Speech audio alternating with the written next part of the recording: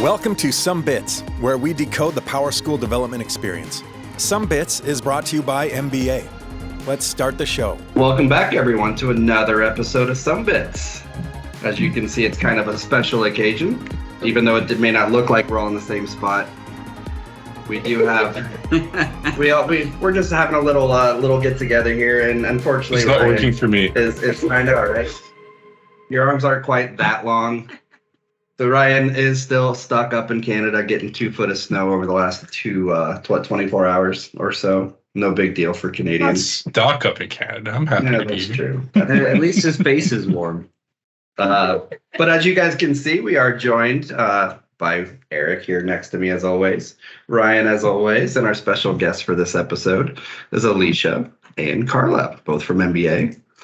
And the topic of today is we kind of wanted to do kind of a year in review. It's the holiday season. By the time this comes out, it'll be after Christmas, be between Christmas and New Year. So hope you guys had a Merry Christmas and hope you guys have some good plans for New Year's. But we really want to talk about MBA for a little while. But of course, we have to talk about what we're all drinking today. I have a special bottle since I'm up in Wisconsin right now. I was gifted a nice bottle of J. Henry. Oh, I guess we could do 2 cameras here. Labels. J. Henry and Sons. Somebody's having a seizure now. I know, right? Someone's spinning. 92 proof bourbon. Haven't had too much of it yet, just a little bit, but it is quite delicious. What are you guys drinking, Eric? Well, I got a couple that I got to show off. I'm going to give this to you because you're closer to the camera. Help me out. So this, I got to say thank you to James and Becky. Some of you might remember James and Becky. They joined us not so very long ago talking about being new to PowerSchool development. I convinced Becky, I'm ashamed that I had to because she's, 28 years old? You can see it good on. Watch National Lampoon's Christmas Vacation for the first time. And she enjoyed it. Of course, you must have loved it. Oh, yeah. So this is Brewdog out of Ohio, but it's good anyway. OH. You know, and speaking of classics, I just had a conversation with James about John Candy the other day, and I'm not sure he's seen Uncle Buck. Oh, that's a crying shame. And I got to show off one more. I already finished that Brewdog. And by the way, that's a pecan toffee stout, and it's delightful. This one was a gift from the lovely Carla Dance, actually. She brought this for me for Christmas. It's a Scotch ale, and it's delightful. Is that 90 pounds? 90 pounds. It's wee heavy. We have Those are tasty. Ryan, we'll start with you. So when I was in Wisconsin just over a month ago, I was gifted a bottle of Basil Hayden's Dark Rye by the generous Peter Brenner. And I opened it about 10 minutes ago. So I did save it for this episode, but everyone was drinking it. I was thirsty. And it is fantastic. I was... and for our long-time viewers, you should understand how difficult that was. Yeah. to get that. Oh, yeah. Well, to get it home and save it this long. Oh. And for that, but also because my baggage got left in Toronto on my way home, and I wasn't 100% certain I was even going to get it. So, I mean, all it took was someone to open the bag and be like, in Toronto while I'm waiting for it to go, it broke. So luckily it showed up care here. of that for you. Yeah.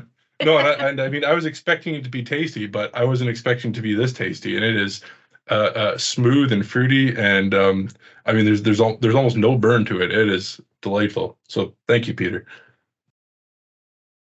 Carla, what are you drinking? I'm drinking a Fat Tire tonight. Got up can. Yeah, can. I think in previous episodes that may have been one of Eric's choices. I believe it was. The Fat Tire is one of my go-tos. It's one of my favorites. I think we should mention, by the way, J. Henry. Yeah. The bourbon that you're drinking. From whence does that hail? Did I not say it? Wisconsin bourbon? Did you say it? I read it. I read it on the bottle, at least when you held it up. It does say Wisconsin. Sure. I had the privilege of visiting that distillery earlier this year, and it is a bourbon like a half hour away from where we are. Yeah.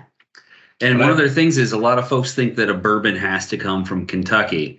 And if you speak to anybody from Kentucky, they will say, well, yeah, it does. But Yeah, I say Or- people from Kentucky will argue. Well, the Kentuckians say that good bourbon comes from Kentucky, and they're just biased. There are rules about bourbon. There's for certain rules, yeah. But to be called a bourbon, it does not have to be Kentucky, just from the U.S. Coming to your coming to your podcast one day soon, we'll all go on a bourbon tour with Carla. Special episode. Yeah, we're talking about doing something maybe this summer. That'd be fun. And then, no, how about our European International? We actually go on a Scotch tour. Oh, I like it. I'm good with Ooh. that too. Yeah. We got to hit all 5 regions though, Yeah. because you got. But we wouldn't make it past one. That's the problem. That's why it has to be like a 10-day trip. Drink one day, hangover one day. Drink. We have one half a day, year of hangover. podcasts in one day or 1 week. Do you think they have extra long, like, is it kilts that they wear? Is that because I know everybody likes shorts, but like, So you're saying I can wear a mini kilt? yes, that's what I was thinking. Like, I know a few jokes about kilts, but I don't think I should probably tell them now. No, I think mental imagery. introduce Alicia. Yes, what yes. she's drinking. Alicia, what are you drinking today? I am drinking a Kettle One botanical cucumber and mint. Oh wait, That still trips me out. It happened again. cucumber and mint with some club soda. That's my go-to these days. Ooh. I've had the benefit. I do want to go back to this, and I've been up to Wisconsin a few times, and I've had like old fashions, both the real ones and the Wisconsin ones. Oh, Yeah. I had a Wisconsin Peter's one. not here. Well, I have to say that the Wisconsin old fashioned would not use No, J. Henry. they They wouldn't. would use Corbel or brandy. Yeah. So I've had a real old fashioned with J. Henry, and it was enjoyable. But this is the first time I've gotten a chance to have it by itself, and it's quite delicious. All right, now into the meat of things. Like I said, we kind of wanted to do a review. There's a lot of changes that have happened with MBA. I know a lot of our listeners have been with MBA in one form or another for quite a while. And thank you for sticking with the podcast. We really appreciate it. And thanks for sticking with us at MBA. Nobody But- from Wisconsin's going to stick with this podcast anymore after your recent. All right, comments. that's probably Just gonna fair. say Either this. that or there's going to be like letters sent to my house. I hope there are. I'm sorry. Please continue. No, you're good. But since we have Alicia and Carla with us, we thought it would be a good time to kind of talk about some of these things. I think one of the biggest ways that we've grown in the last 2 years, and even more this year, is how much staff that we've grown with. I don't know if you all noticed, but Alicia brought notes. So I know that's one thing that she wanted to talk about. So you guys want to talk about how much staff and how much we've grown in the last couple of years? Yeah, in 2022 alone, we hired 24 people, most of whom are still with us. So we're up to 56 employees as of today. So yeah, that's quite, we started prior to 2020, we had 35 employees. So Is that what it was? yeah, so we've really kind of jumped there.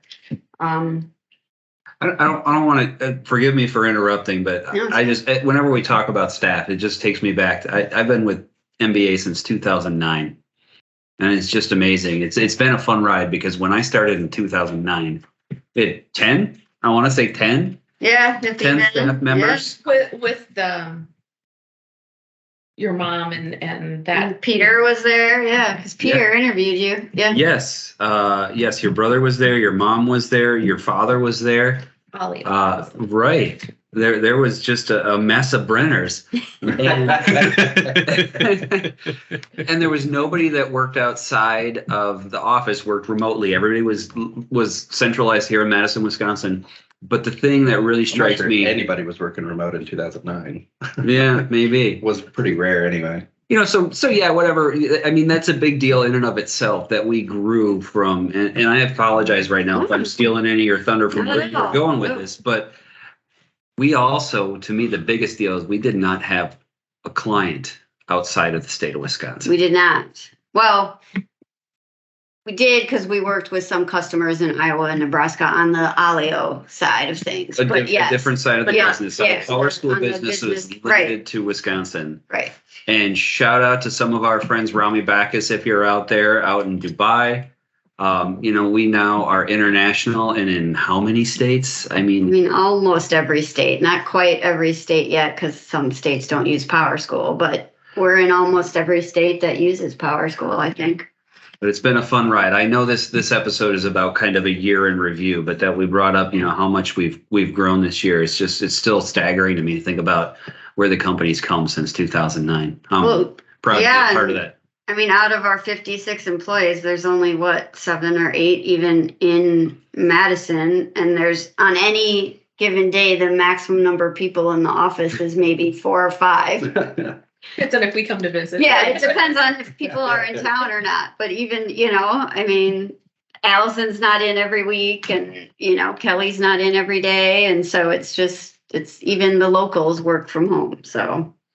Well, we have employees in 19 states? Yeah. Plus, not just the whole country of Canada, right? But Manitoba. Like he gets a little, like there are more. My card said Canada rather when everyone else has said their state. Yes. Yes, at the conference, his name tag. He's like, Canada, really? You only got Tennessee and Big man gets to represent a big country. Yeah. Represent the whole company. That's why I just said That's how the registrations were entered, Ryan. So that falls on whoever registered you. I'm not going to name any names because I don't want to throw anyone under the bus, but that's why that was how it was.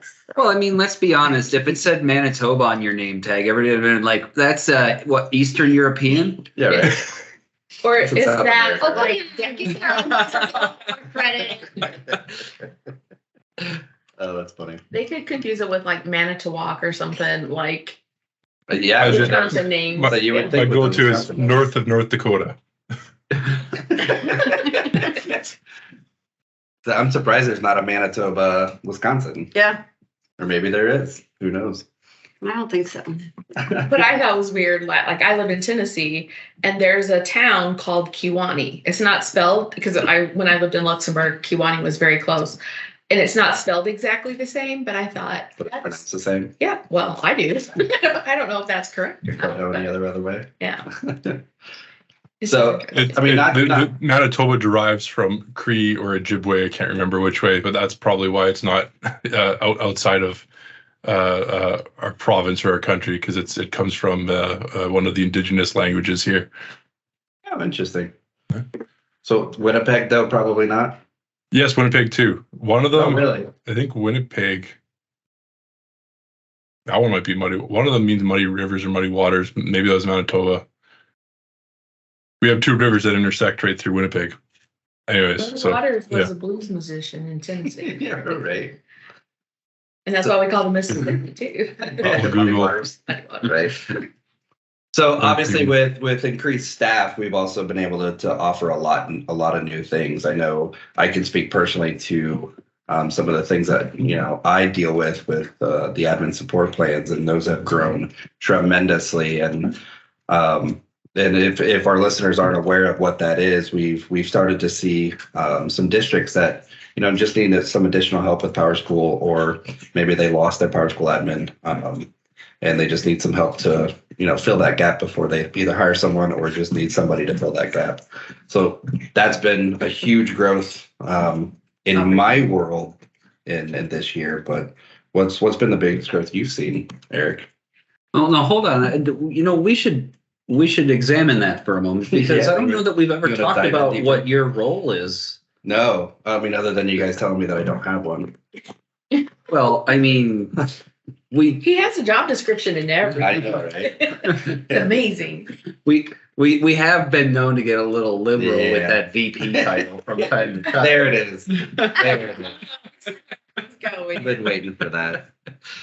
No, it's just I mean, this year, I don't know that I can peg this year over the last.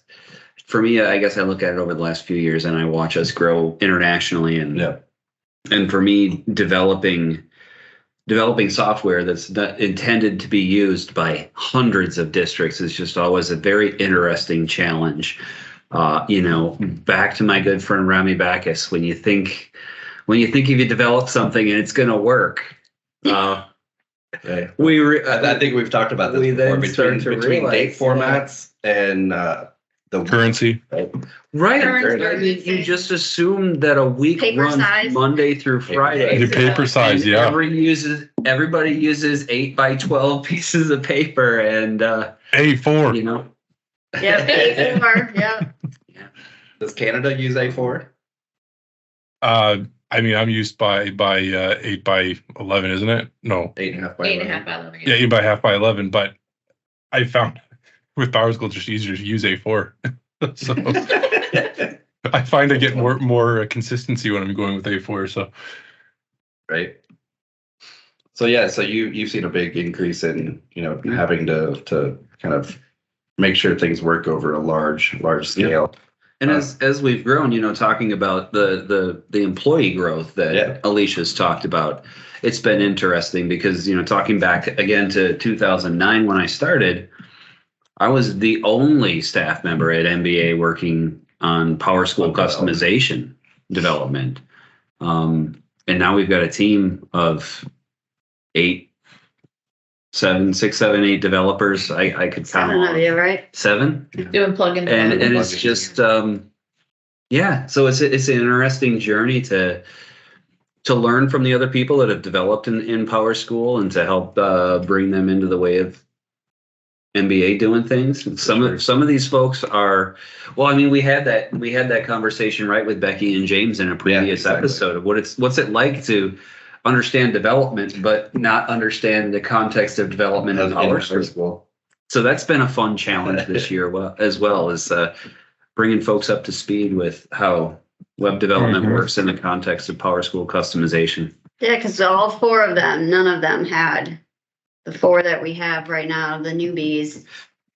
None of them had PowerSchool. None of them have worked. Becky a little bit, but not if in the the newbies are context of listening. programming. You guys will be newbies until the next round of people get hired.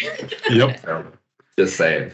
Well, Becky, Let's have a year in, then we'll stop calling them newbies. Maybe Still you not will. quite there yet. Almost with some. well, one thing with Becky, she was a teacher, so she has that K-12 experience. So I think a lot of the struggles, maybe some of the new folks have had too, is just understanding schools and how and why we do the things we do in a school district. Yeah, a lot of things don't make sense unless you understand that piece. Yeah, and even terminology. Is hard. Absolutely. Well, to be fair, and I probably shouldn't say this out loud, which means that now I have to. I've worked with some schools for 13 years, and some of them I still wonder why they do things the way they do things. Well, in school There is district, that. well, usually it's because it's the way they've always done it. Yeah. And there's a whole And because story it takes about a meeting. It takes a meeting with 30 people to determine a new way to do it, and they all have to find a time to get together and then have another meeting 30 days later to confirm that.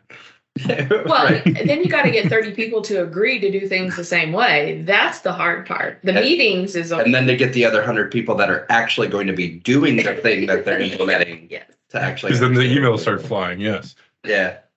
So Ryan, I didn't want to leave you hanging. Another part of my department that has grown tremendously this year is customization service plans, and I think this really fits in with Sumbits in the podcast. But I'll let Ryan kind of take on what we've been doing with customization service plans this year. You have to talk about your special things that you've got going on with some of the processes you've developed. Oh, sure. Well, I also wanted to quickly circle back too with Eric when we were saying we have 7 or 8 plugin developers, but what that doesn't even include state reporting and the customization developers. So we're what, into the 12, 13 range there probably, yeah.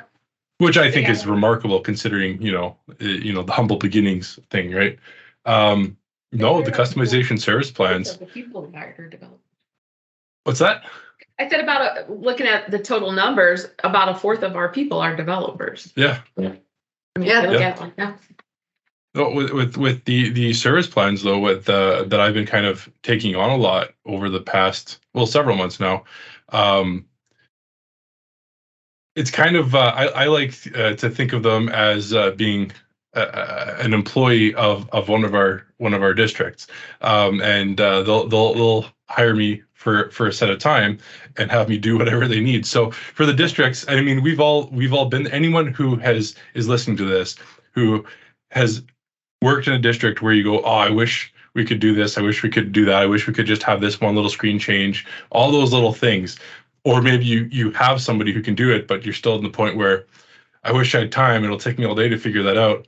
I know someone could do it a little more quickly, but we don't have that. We that's what our service plans are for, and that's one of the things I've been jumping on. And folks will sign up for our customization service plans, and I'll meet with you, pick your brain for what you want, and a lot of the times I can do exactly what you're looking for right there on a call. Right. Within minutes. I mean, I'm not exaggerating. I mean, a lot of the little things that maybe are eluding you, and I'm not trying to say like, man, they're so simple that why can't you do it? I'm saying I understand. I've just got a decade of experience doing it, and I'm giving you the advantage of my decade of experience that I can quickly whip these little things out. But then on the other side, there's a lot of customizations that have been out there for over a decade that have left potentially your server in a bit of turmoil. And one of the biggest uses that I've been seeing people using your service plans for is cleanups. And so I want to stop you just for 1 second, because like when we all started PowerSchool, like PowerSchool hadn't been out that long. So the idea of something lingering over so much turnover, how you go through 4 iterations of employees by the time we're now here today, and these people are like, I think this is customized, but I don't know, because this is how it's always looked. Then we navigate to it, and it has all the pinch stripes. We're like, round box. So good. Well, the truth is, there's no one to even blame for the state of your server might be in, because as you're switching between, as you're doing turnovers, different people are coming or going. PowerSchool's own practices and standards have changed over the years. Right. So your best methods of execution for these customizations haven't always been the same. And there's no real way to keep track of that and keep track of the notes. I've seen some districts that have a better log of it than others, but it's still something that needs to be cleaned up and deciphered nonetheless. But so what I've been doing, though, is when customers are coming and saying, our customizations are messed, we've got a bunch of pages that aren't working, things aren't going great, can we get our customizations cleaned up? The first thing I'll do is I'll meet with them, and I like to just say, hey, what's not working? What is specifically stopping you from getting your day going here? And I try to, and I think I'm for the most part successful within the first hour, getting all of those burning issues dealt with within an hour. And I've been able to clean up many districts within that first hour to get them to that functional point. So, if teachers haven't been able to take attendance, or log entries aren't submitting, or their start screen does a weird thing, whatever that might be, I'm able to get all of that dealt with right off the bat. And then we move into the rest of it. And then I'll just start, looking through all your customizations. And ultimately, my goal is to leave it so that your system is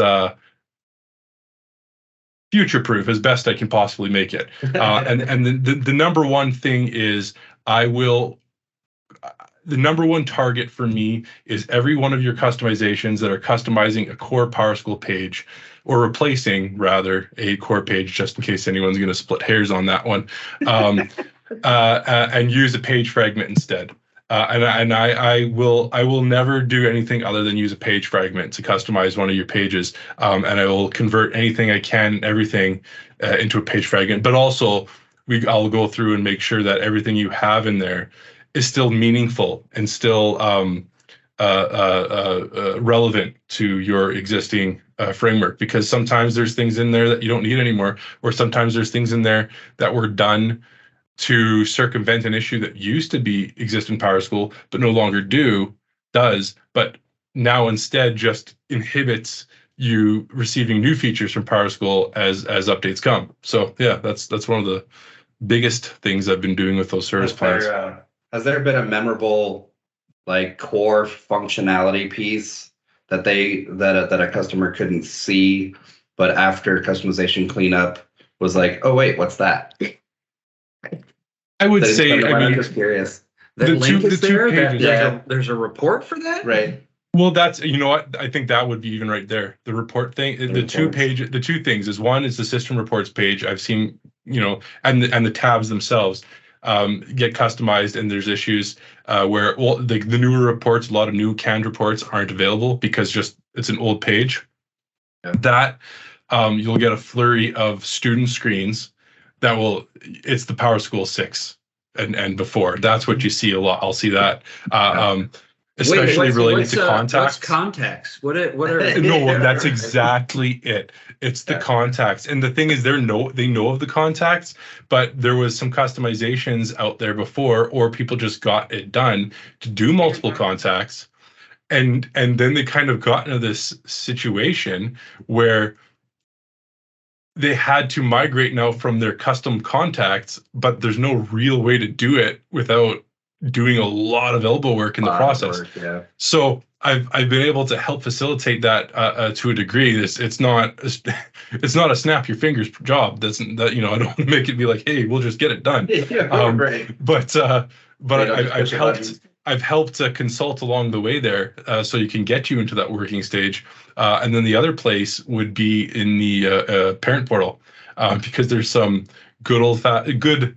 They were great, and they served a great purpose back in the day to enhance the parent portal. But now they really get in the way of the parent portal experience, and it's not improving. It's not aging like fine wine. Those customizations, they are proving.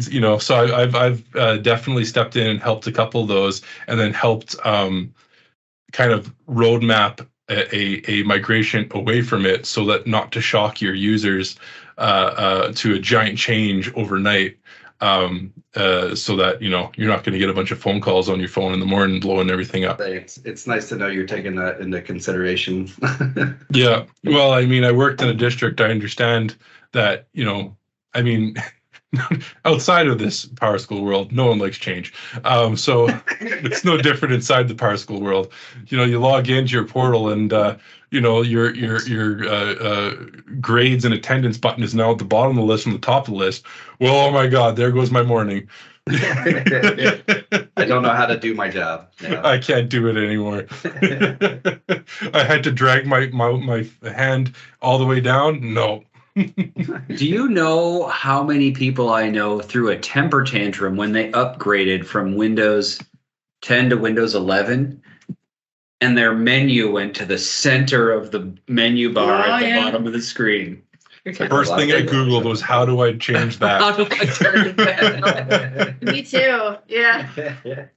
And I saw one of our folks mine's share their screen with it, and they're using it, and I'm like, good on you, but I was like, I could never get used to this. You can still hit the Windows button; it still pops up things. So thinking about other things that have been like major changes in, one of the biggest things that comes to mind is our product lineup. We have an MBA Academy. And yeah, absolutely. We need to talk about that We're getting there. Okay. But I think what a lot of people have noticed and seen is some of our new plugins that we've offered this year. I'll let somebody else speak on what those new ones are, but I think we've had at least one or two. Depends on if you're talking about paid or for free. Sure. We've done both. Yeah. I believe Attendance Monitor is new this year. Yeah, we launched it at the very end of 21, I'm pretty sure. Actually, we only had that for a year. Yeah. It's come a long way. It's now, we have 9, 10, soon to be 10 plugins for sale. Of course, Report Creator is our number one selling one. And we won't talk about it. Have to mention ever a question. I know. But I can say I believe Attendance Monitor is now second or third in our lineup as far as the number of districts that are.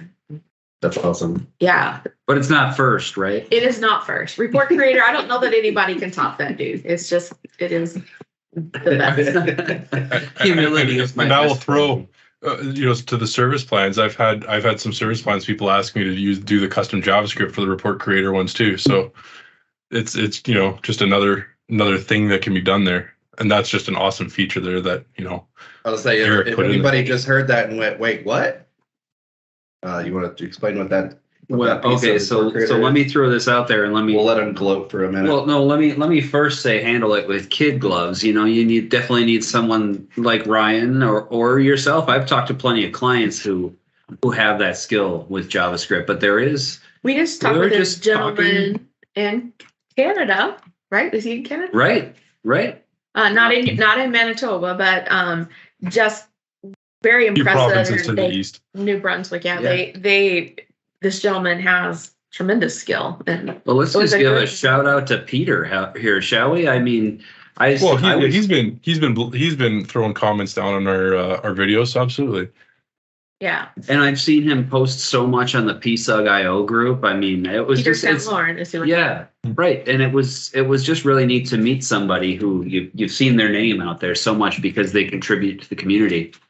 But he was interested in the product, and he said, I don't want a black box because I have capabilities as a developer, but I don't want to spend hours and hours developing all these reports when there's a tool to do it. But if I need to get in there and tweak something, because they have some here's the thing. specific reporting requirements that, if they produce something in English, they also have to produce it in French. It's just one of the rules of their province. So, and I mean, here's the thing: if you find yourself in the back end in custom page management tweaking things, you're doing yourself a disfavor and us. But we built into the report creator a custom JavaScript function, which allows the folks with the JavaScript skills to come in and really fine tune the reports. I mean, we've tried to add as many features so that you don't need to do that as we possibly can, but features with configuration options so they can kind of customize it on their own, but putting that special area in so that, you can easily customize something if that is a request that a customer has. It gives you ease and access to that. Right. And that's where Ryan comes in. It's like, nothing we can do is going to accommodate the needs of 500 different districts and exactly what they want their reports to look like. So fortunately, we have a very large Canadian with very thorough JavaScript skills. That was a height thing. I'm not, just... When you have to clarify. I'm wearing a Hulk shirt. How many times do we have to have this conversation? I do want to throw that because you mentioned you're doing yourself a disservice and ourselves a disservice if you get into CPM there. I want to clarify that that you mean more that if you do manipulate the plugin through CPM, it just inhibits your ability to get updates for future releases. Not that we're all mad at you for doing it. If we don't want that to happen. Eric's mad. Yeah. Well, no, we don't want this to happen at all. But I'm just saying it's. Well, yeah, and I mean, honestly, I guess if you know what you're doing, but the thing is, this is something that's always been. It's going to make it harder for you down the road Right. if you do it. Is the problem? Right. Is the thing. Once they update, doesn't it all go away? It'll all go Exactly. Depending on how they did it. Yeah. But we put this feature in, which is kind of analogous to how PowerSchool built in page fragments and insertion points. We built an insertion point into Report Creator so that you can do it without breaking it. So use that. Exactly. Yeah, but use it carefully and use it wisely. I mean, and that's why we don't encourage folks to get into CPM, right? Because it's something that's always been a frustration. I think when we talk about PowerSchool support, well, they won't support customization. And I'm sorry, I'm going to defend them on that. I understand. If we release a plugin and you go in the back end and hack the code and then call for support and say it doesn't work. Yep. I mean, the first thing I'm going to do is say, well, does the code on your server match the code in the release of the plugin? And if the answer is no, then I mean, there's the old meme. Ain't nobody got time for that. And we just have that on video, so now we can have an updated version of that meme. There we go.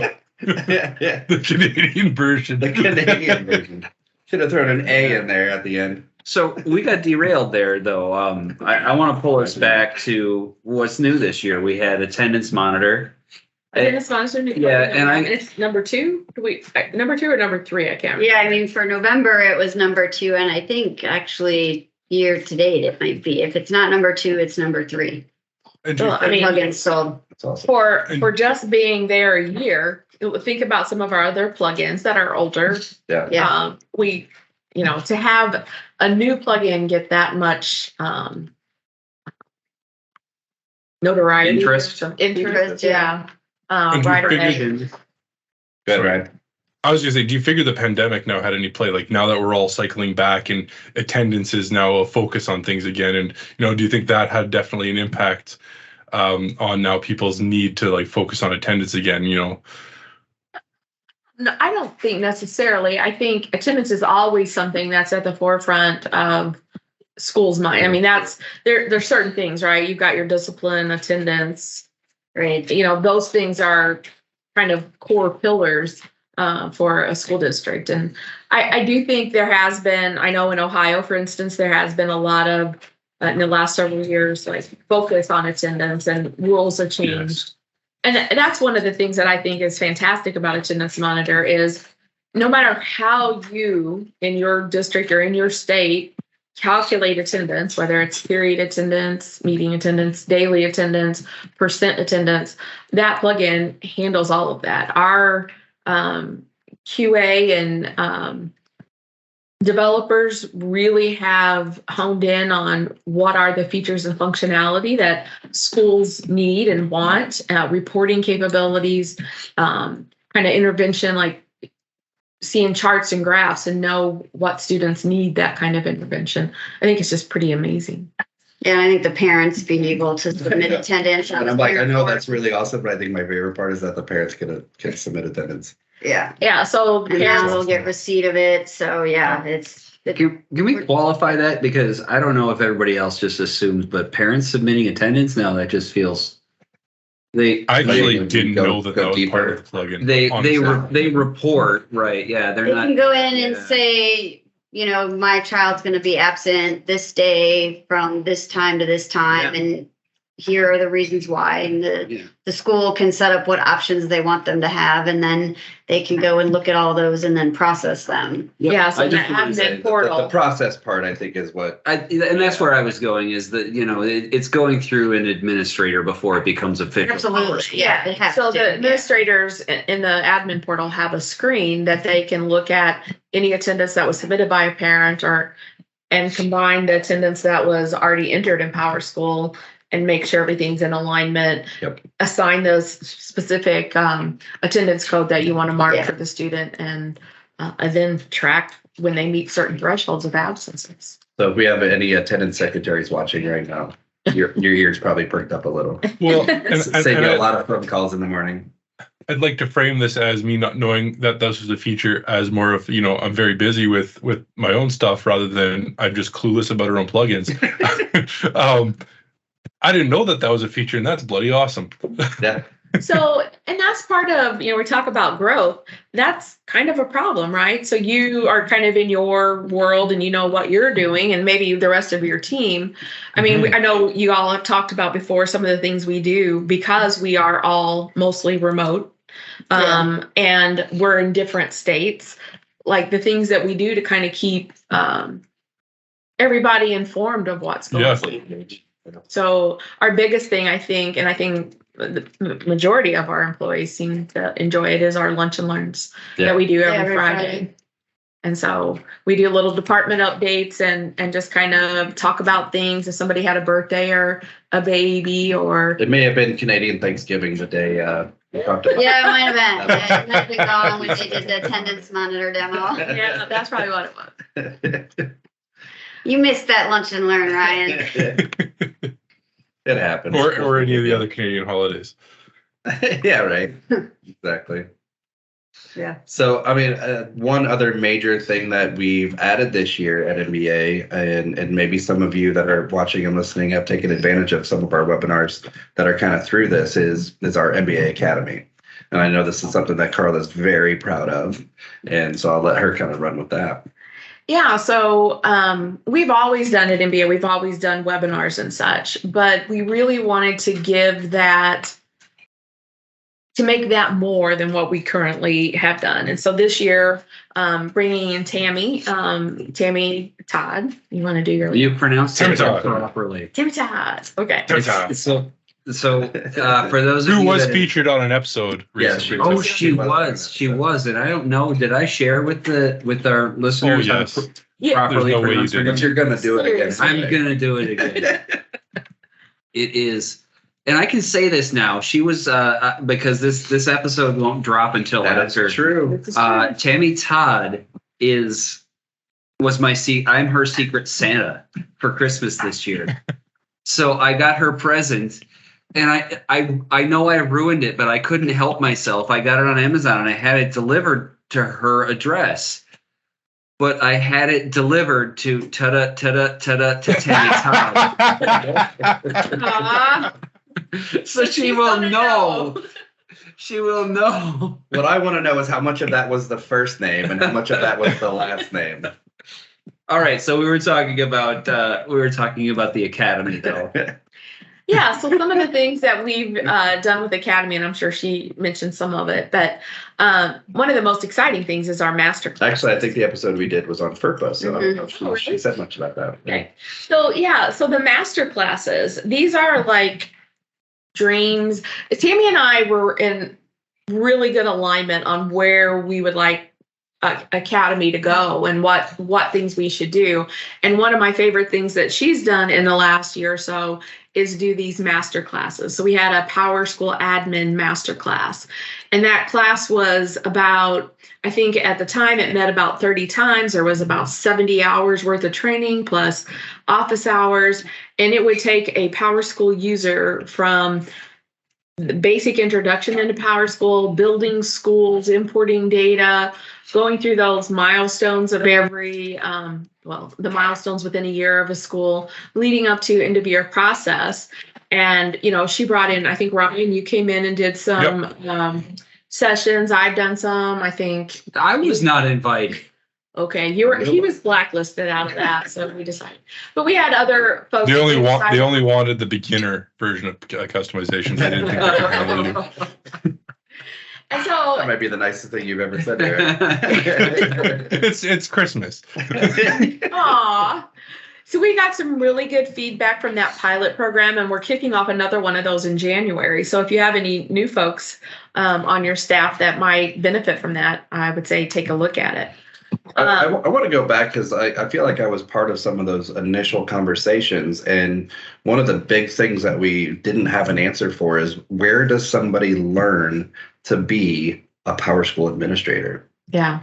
And like there's conferences, and so like you go and there's you have to pick and choose classes, right? Whereas like there was really nothing that existed that went through a school year. What are all the things that you have to do as a PowerSchool administrator throughout an entire year? And it was like, we could do that. Yeah, PowerSchool used to, when I was contracted with PowerSchool, we used to do level 1 cert, which was IPT, Initial Product Training Certification. And then there was a level 2 certification, which was kind of learning how to build schools from scratch and importing data. And then at least back then, their third level was getting scheduling certified. And so I don't think that I'm aware of that they're doing those things anymore. They changed a lot of the way their role specific, like principals are circulated, those kinds of things. Yeah. So it's not getting the big picture of everything. You're honed in on the specific things. And from my experience, and you that have worked in PowerSchool, having that big, broad picture and understanding how all of the things come together just makes it so much easier to support and troubleshoot if you understand the big picture. And I think that's what some of the classes that Tammy has created with the help of her staff and input from others has done a fantastic job with that. I think we offer quite a few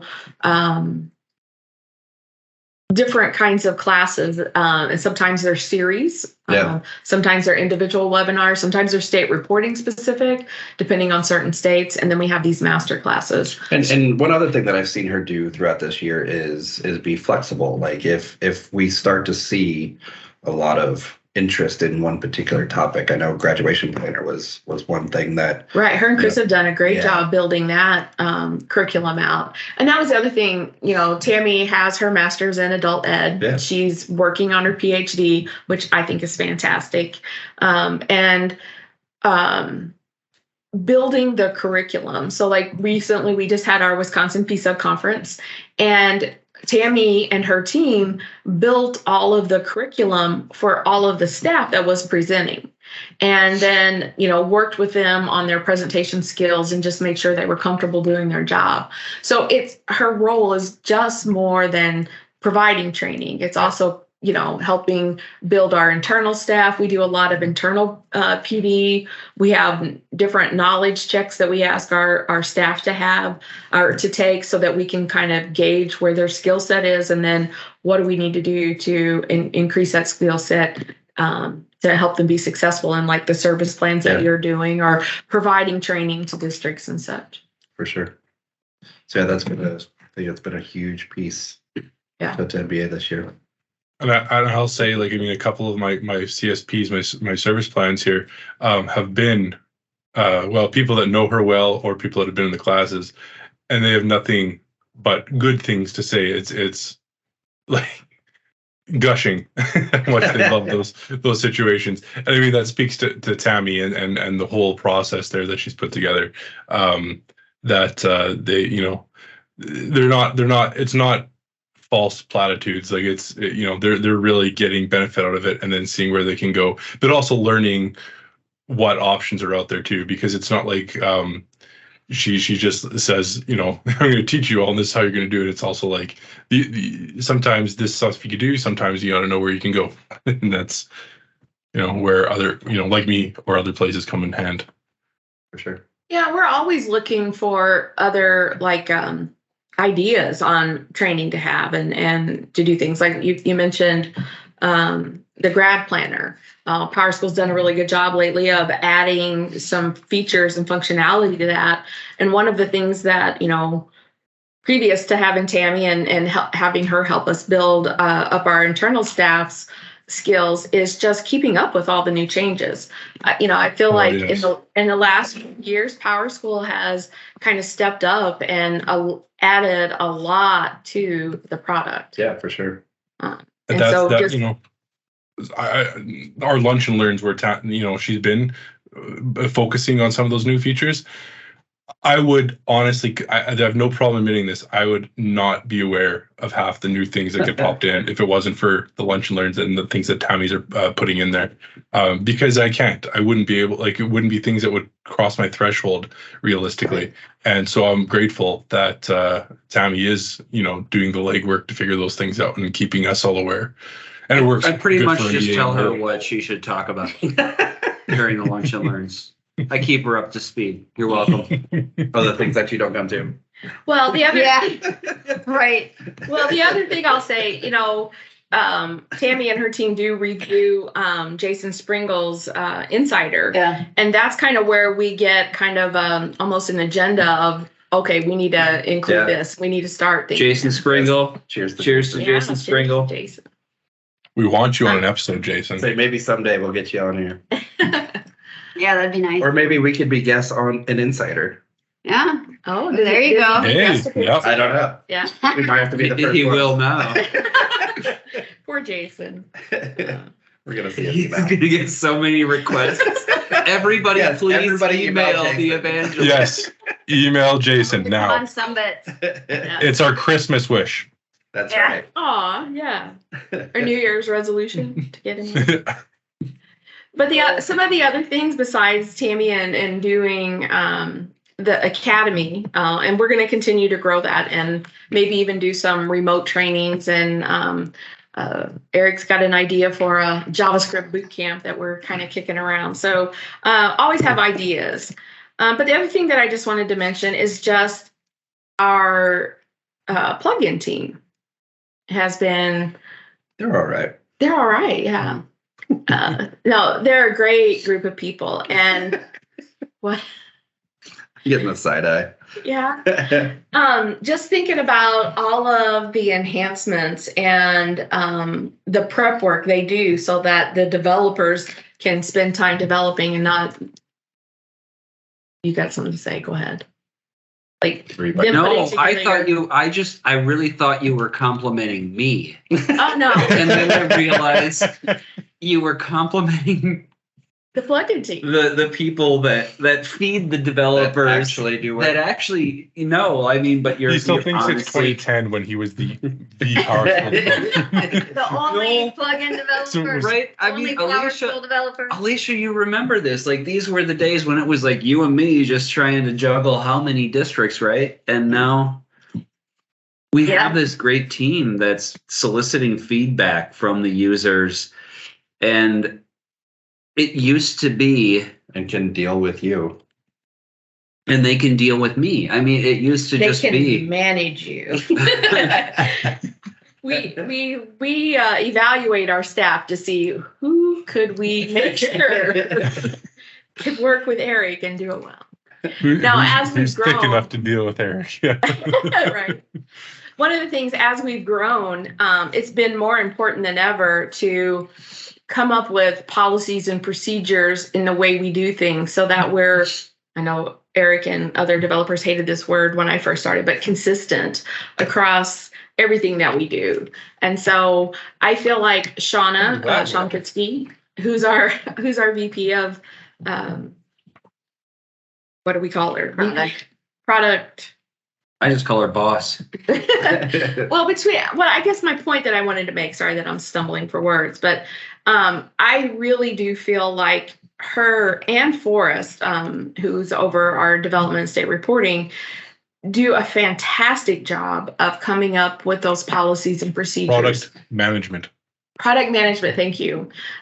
We just relabeled things recently, and it's not stuck in my head yet. But they just do a great job of, even though they're managing multiple teams of people, but being consistent in the way of what we're in the process and the things we're trying to accomplish, even though everybody's different, trying to make it the same. And that's, I think, processes and procedures have been one of our struggles. Yeah. An important piece that we see that we need to continue to work on. Yeah. Sure. Busy year. Busy, Yeah. big 2022. Well, and even like our customer solutions team or our sales team went from 4 people to 9 people. So Ouch, that. Which is brilliant.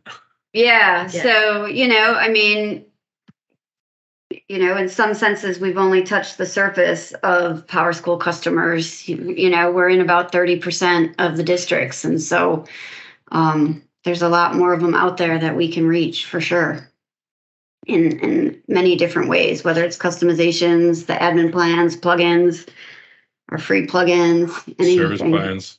Oh Yeah. yeah, talk about our free plugins for a second. You've done Sumbits World Tour. Live from Winnipeg. I'm sorry. Go on. I apologize. What?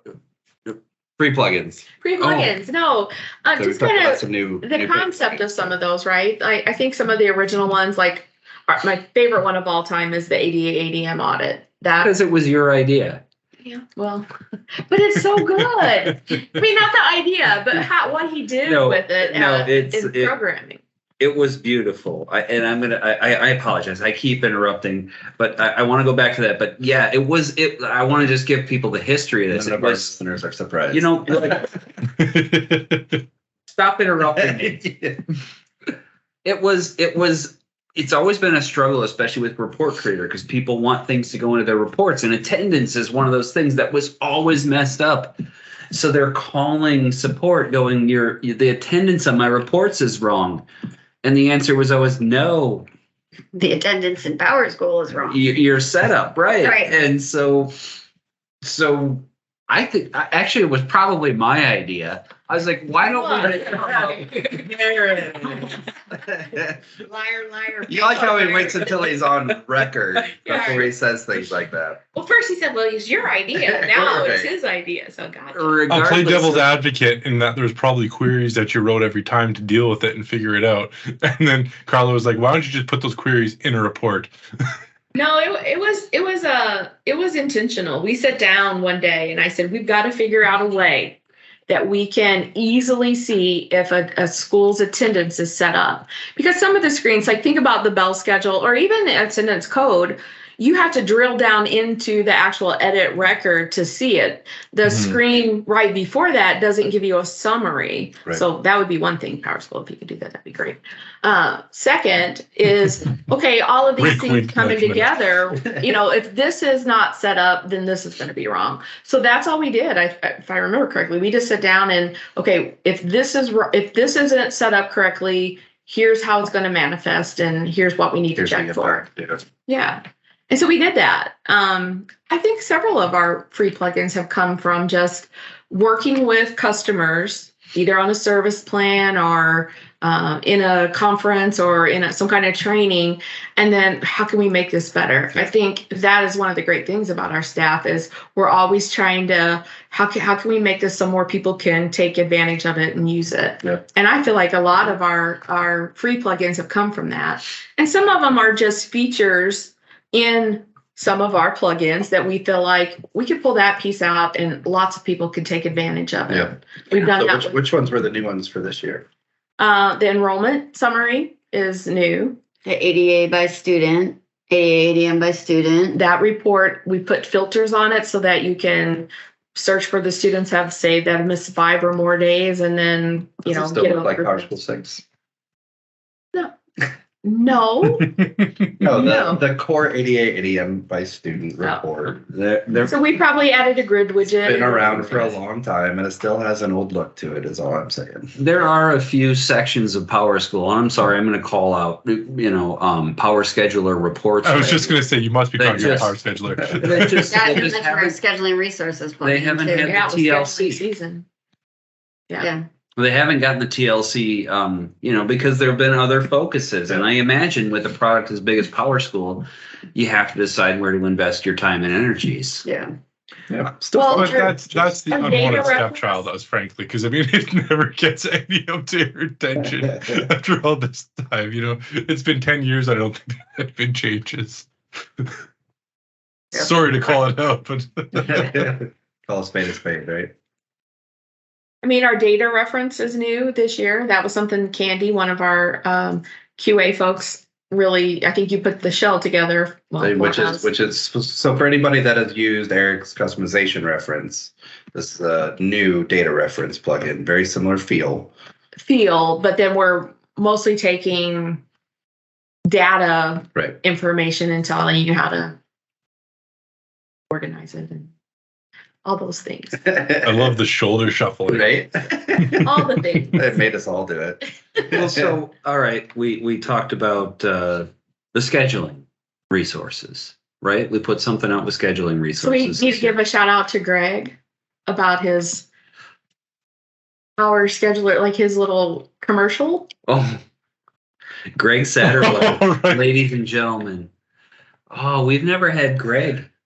We did. So we had him in 2 episodes. Oh, we had him. Greg. My apologies, Greg. Greg, if you're watching this, please back up. Short-term memory. Or please pause. He was too busy riding his high of everyone calling him Captain Jack Sparrow. That's the problem. Oh my gosh! You told that story, I'm sure. I haven't told that story. So when we were in Dubai, I'm sure with Greg. Wait, did I tell this story? Not on the show. Not on the episode, but Alicia, you were there. Did you get a nickname? I didn't, and I'm not that I remember, not that I noticed or recalled. I feel like my sister might have. Old Dubai through the markets, and everybody gets a nickname. And so I think Greg Satterwhite was boss. I think Jason Springle was big boss. Roger was professor. And so Greg wanted to know when you go, because he had other stuff going on. He didn't come with us. He'd been there before. He's like, last time I was there as boss, he's like, everybody gets a nickname. I want to know what your nickname is. So it's so funny because you're going through this market through old Dubai, and I don't know how they do it, but they all have the same playbook. I go through one guy and I go like 5 blocks down, and at least 4 or 5 times during our walk around this market, people are like, "Hey, Jack Sparrow, come here. I'll sell you my spices." Like, it was something about the beard, the bald head. Jack Sparrow had hair. No, you had hair then. You had hair, and your beard was longer. Did I have hair? And you had the braids. And the pirate hat. The braid. No, I tried. I am curious because I know a previous guest and good friend of mine, Adrian Carlson, is going to be there in the Middle East conference soon. My son is waving at me through the window. I'm curious what his nickname is going to be, so I'm looking forward to hearing this one. Oh yeah, Adrian, let us know. To come on another episode of Sumbits. Just to share your Dubai name. Right. Now, did they? Not me. No, they didn't. Maybe they don't give women nicknames. It's They a might not give women- misogynistic. It's a misogynistic system. We're not going there. All right. But I feel Yeah, like it's not- I feel like Rami had mentioned that she did have a name before, and I don't remember what it was. We'll have to. I didn't know if it was just the guys that they were. When we went, they didn't say anything like that to Rami and I at that time. Yeah, I don't think they did when I was there either. Okay. Well, it was because you were just grinning from ear to ear when they called you Jack Sparrow. That was all they did. Like, we're gonna try to Yeah. Eric got attention and he was happy. He's a sucker. He's the sucker that we did. He's gonna be by all the cumin. Right. So, please post your comments, friends. If Ryan Cockrum or Sean Cobby were wandering through the markets of Dubai, What would our nickname be? I'll take that. Depends if my hair's up or down. I know Right. if it's down, it's Aquaman. That's pretty much what it goes to now. If my face is shaved, it's Ashton Kutcher. Well, no, I mean, honestly, come on. Your cousin. I don't know what I get that. I've never understood that one. But I So they would equate it to probably call you 3.5 Men, right? he was never really a great piece of that. I gotcha. I get it. No, but when when I was going through Vegas, whenever I'd walk through Vegas, everyone would be like, "Oh, you should be an Ashton Kutcher lookalike. You should be an Ashton Kutcher lookalike." And I never got it. But it happened often enough that it wasn't just like a coincidence. Right. What? No, I'm sorry, but has this never come up during a podcast before? Because I mean, you're obviously called Drogo. Yes, exactly. That's what I meant, Aquaman. Absolutely. Okay. All right. Let's rope it back in. This is my job. Have I brought us off? Yeah, just a little bit. So I think we've kind of covered all the areas that we wanted to talk to as far as review. I did kind of want to towards the end talk about some of the things that are coming in. Wait. No. I do want, because we mentioned our QA, and I do want to throw out the QA there because I mean we don't have anyone necessarily representing that department. You want to throw out the QA? No, I want to throw out that like I mean because I worked with them at one point. We have a QA department that's diligent and meticulous to find all those things, because Carla, you briefly mentioned them when we were talking about the attendance monitor, and I mean we wouldn't find all these things without that team, and we've got a team that's dedicated and way more diligent and meticulous than I would ever be. My favorite part of that team is they get to tell Eric all the things he did wrong. We have a QA department. I never hear from them. But I mean, really, like, I don't extra. have the patience to dig through things and figure out. Like, it's not that I'm not trying to; it's that I don't have the eye for it almost. And luckily we have a team that can do it. That's awesome. So that I mean. That's what makes it attendance monitor and any of our other plugins so much more awesome, because we've got a team that's dedicated to making those plugins that are going to work in every state and every country. Sure. I will say Elizabeth begged us, please don't put me with Eric. Please don't make him my SME. Oh, Elizabeth. Elizabeth, for anyone who doesn't know, is one of the QA folks, and she is good at breaking stuff. But that's her job. Good at breaking stuff. Like it's her job, right? And what's even better, I can tell her, I promise you, this is solid, this is golden. She'll just chuckle and text me 5 minutes later. But the best part is, one day we should probably have her on and talk to her about what it's like to. It would be interesting to have a them on. QA for Eric. Oh my gosh! But she is just the others, Candy and. Yeah, we talked about Candy earlier. Candy Montini, one of our staff from Virginia. No, she's from West Virginia. She worked for a school I don't know, district. She worked for a school district in Virginia. My sister does. Okay. Yeah. Martinsburg, West Virginia. But about people. He doesn't pay It's all attention. about himself. why don't you just go back to Kentucky? Yeah. Via Indiana, right? That's right. I'll just keep driving past my house. Oh, Right. man. But I'm going to say those QA ladies, not only are they a godsend, but just fun. And even Angela jumping in here, she's brand new. And Yeah, in October. yeah.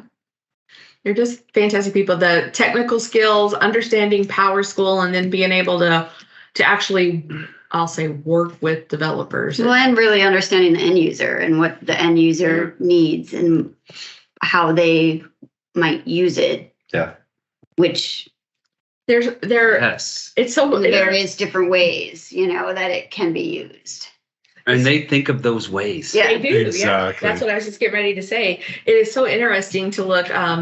Recently, I had a meeting with Candy and some other folks, and you could just see where she wanted it to go. And a lot of times we do development in phases, and she was already planning out phase 3, and we're not even to phase 1 yet because she knows where it needs to go. It was just beautiful to see. Yeah. And that's for those of you that are seeing the video right now when the developers are going, no, skateboard. But you know what? Yeah, God bless That's them. good. I like the feedback. I like to have someone tell me, because I can't think of it all. I can do my best, Right. but I can do what people have ideas for. I need people's ideas, just like you. Perfect example. So we were talking about Elizabeth. Elizabeth, if you're watching right now, I adore you. I will say that when I'm on camera. I'll tell you my true thoughts next time we chat. But today she came up with, and you'd think, and as a developer, you want to go, seriously, you went there? But you know what? Somebody's going to do it. When you've got 400 or 500 different users using this software, she's like, well, you created this new feature, and I created 2 options in that feature, and I gave them the same name, and it broke. And the developer goes, well, why on God's green earth would you do that? The answer is, you know what? Because I can. Someone's going to do it. And if they do it, you need to warn them, oh, you already named something else that. It can't just break. Yeah. And I think, Ryan, that's what you're talking about. They just think of ways, what ifs. Well, and so even I didn't know I already named one that. focusing I forgot, on the stuff that I do today. I was working literally with one of our districts up in Alaska, and when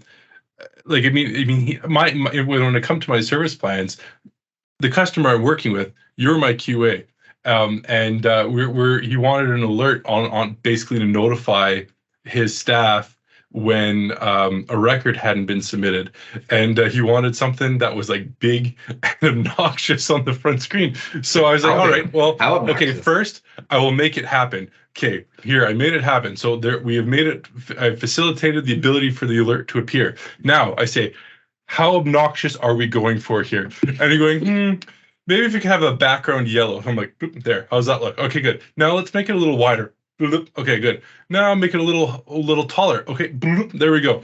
Now, could we get it a little bit more centered and bold? Yep.